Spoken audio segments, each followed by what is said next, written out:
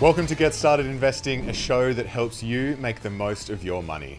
My name is Bryce, and as always, I'm joined by my equity buddy, Ren. How are you going? I'm very good, Bryce. Very excited for this episode. We are through our Get Started Investing summer series, and we are into the year in earnest. Today, we're talking about the 3 biggest lies that are costing you money. Wow, that's big. It's big. It's big. Now, before we jump into that, a reminder that if you want to keep up with the headlines and everything that is going on in the world of business, we can help you.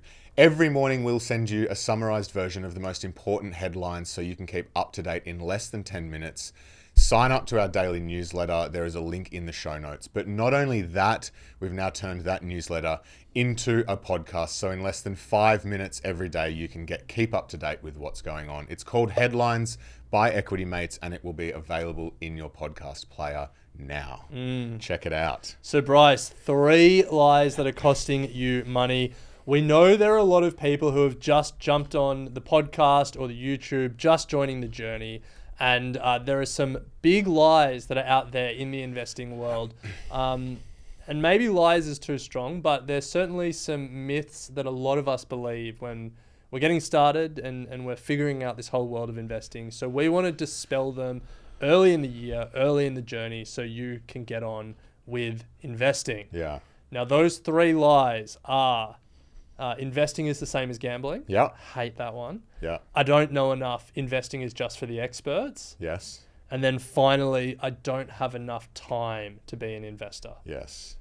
All 3 we hear time and time again from people looking to start their investing journey and are serious barriers for people getting in and starting to build their wealth. So let's start at the top. Ren, you said you hate it. Investing is like gambling. So I'm going to give you the microphone and the soapbox. It's just, it's like such a, it's such an easy trope to say. It's like, you know, in both instances, you're putting money in and you can win and lose. Yeah. And so therefore it's the same. Yeah. And like, I understand where the similarities start and end. And like, it's a lot around human behavior because you can treat the stock market like a casino and you can just randomly punt and, you know, you can lose money. But like for me, that's kind of where the comparison ends. Because what you're doing is fundamentally different. When you're gambling, you're betting on a one-time event or a hand with predefined odds and rules that are set up to make sure the house wins. Yeah. The stock market, you're becoming a part owner in a company that hires people, invents new products, expands into new markets to make you as a shareholder more money. All of the company's incentives, all of the people that works for the company's bonuses and promotions are set up around making you money. And those results play out over years or even decades, not on one hand or one game. At its core, when you're gambling, the people that take your money are working against you. The house wants you to lose. Yeah. When you're investing, the people that take your money, the company that you're investing in, want you to win. And for me, that is the fundamental difference and why they are not the same. Enough said. Soapbox over. Rant done. Yeah, I also think some of it comes around the, you know, that fear as well. Like gambling is associated, of course, with big wins and get rich overnight, but often associated with a lot of losses. And people then relate that to the stock market as well. Like it's just such a risky thing to be doing. Yeah. You're putting your money in, you have no control over it. It can crash overnight. You can lose everything. But like that comparison also grinds my gears as well, because there are plenty of ways to invest very with like low risk tolerance and well diversified that you can. In fact, there is no 20-year period on the stock market where you would have lost money. Yeah. Like if you just invest in the index. If you just invest in the index. Just invest in the index. So the risk comparison between the two is just completely flawed as well. Yeah. So look, I think we can rant about this for a long time, but I think at its core, if you just remember you're becoming a part owner in a company, you're not just punting on the outcome of one random event. They're fundamentally different. And it sounds stupid if you say, you know, if you go down to the shops and you see the local hardware store that's been in business for 30 years and you want to become a part owner of the local hardware store. No one says, oh, that's like loading up on Sportsbet and betting on the Super Bowl. Yeah. It's just like, think about those two things in what they are, not in how they're represented on a screen, I guess is. So you're losing money if that is the barrier that's stopping you getting into the markets. The second one is the feeling that investing is not for me because I'm not smart enough. I don't have a background in finance. I haven't gone to university to understand how the stock market works. Investing is not just for the experts. Yeah. It is something that anyone can do, and I think, Ren, you and I are testament to that. We do not have a background in finance. We did go to university, but studied completely different things. Started our jobs in corporates that had nothing to do with finance and investing, and have taught ourselves to invest. Yeah, I think for me it's like, you know, we wrote Don't Stress, Just Invest, which was to really try and outline the simplest way to invest and to automate it. And like, you can go into the stock market and buy one ETF, a DHHF or a VDHG, one of those like globally well-diversified low-cost index funds, and keep buying that for the course of your investing life. And that can be the beginning and the end of your the knowledge requirement. And so for me, it's like there is heaps you can learn and heaps you can be interested in and different ways to invest in stuff like that. But the idea that you can't do the very basics, that you need, a university degree or an advisor or something like that to go and buy one of those globally diversified low-cost index funds is just fundamentally wrong. And it is a symptom of the way that investing is spoken about in the media. It's a symptom of the incentives that exist in the finance industry, you know, to keep getting you to buy different things and more things, and everyone is trying to show you different ways to invest and wants to convince that a lot of the industry makes money on activity. A lot of the industry don't make money on you dollar cost averaging into one ETF for the rest of your life. Yeah, a lot of the industry also don't make money compared to the most simple way that you invested, full stop. Like 85% of experts struggle to actually beat the market. Yeah. So like, just because they say they're experts doesn't necessarily mean that it's the only way to do it. Yeah, it does. Yeah. So I think for us, it's like there is a rabbit hole that you can jump down, and we love the fact that we have jumped down it and that we are learning about it and that there's all these free resources out there for us to keep learning about it. So we don't want to turn you off the idea of education, but it shouldn't stop you getting started if you're not interested in it or you don't feel like you've done enough education first, because that first step can be a simple step and it can honestly be the only step you ever need to take. If this is the first episode that you're tuning into, I suggest going back and listening to the 12 steps at the start of this feed that will really help you understand getting started in the stock market. And of course, go out and buy Don't Stress, Just Invest. Well, Bryce, in the spirit of us not being experts, if people don't want to take our word for it, we actually spoke to an expert, Emma Fisher, who's now the co-head of Airlie Funds Management, an expert in anyone's book. And she actually told us something very similar. I was doing commerce law, hated the law, dropped that, and I transferred into finance. But you know what? Like, when I look back, I actually don't think you need to study finance to do this job. Oh, I hope not, because Bryce or I have. No, I actually think it's a bit of a waste. Maybe I'm being controversial saying this. It's a little bit of a waste of time. Like, everything I've learned about investing, I've learned on the job or I've learned through reading books. I think you can really self-teach it. There are a few concepts I got at uni, but I think I would have come to them anyway. So when I was working at Fidelity before I was at Airlie, and they would send all their new recruits to London. And so you'd be, I wasn't a graduate. I'd had a role in an investment bank beforehand, but we would go and we would work. We did this sort of intensive training course with a bunch of graduates from the London office, and they'd all come out of like Oxford and Cambridge, and they had to do this crash course in finance for 2 weeks before they could do the course with us, because none of them, they'd all studied like geography and Russian literature and things like that. And they got it in 2 weeks. Yeah. Like, in 2 weeks. And I thought, I should just, if I had my time again, I would have, studied something way more interesting at uni than I love finance, but corporate finance, like, Modigliani and Miller and dividend theory and all of that, like, someone else can have it. So if I had my time again, I would have done something differently. But yeah, that was my path into investing. And I thought I had to study finance to get better at it. But really, it's just it's reading the books, it's reading the Warren Buffett letters, like what Yeah. everyone does. Yeah. All right, Bryce. Well, we are 2 myths down, 2 lies down, 1 to go. What's the third myth or lie that we're talking about today? The third one is that I don't have enough time to dedicate to investing for it to be worth it.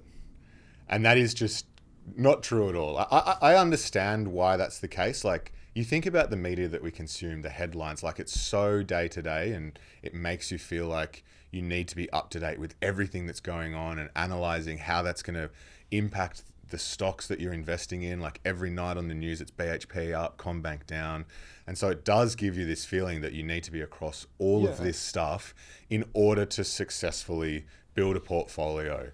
But like that's just the industry. That's media. They have to do that. They need to create headlines, and experts, want to know what's going on minute by minute, day by day. But for us, investing is a long-term game. And I think, Ren, you alluded to a number of products that are available, but through simple products like exchange-traded funds, you can literally make a simple investment every single month, and that's all you need to do. Yeah. Over a 40-year period, you will be fine. Yeah, we've spoken about that a number of times, but the studies and the research backs up what we're saying here, that often less can be more.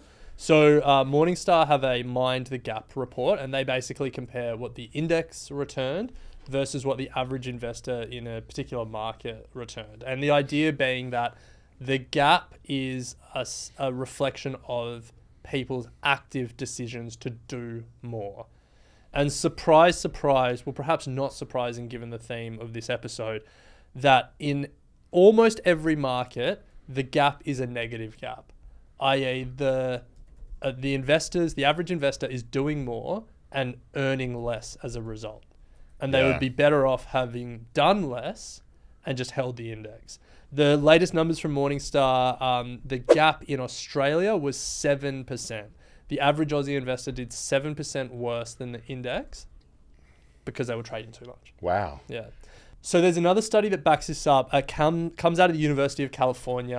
It was published in 2000. It looked at 66,000 households in America between 1991 and 1996.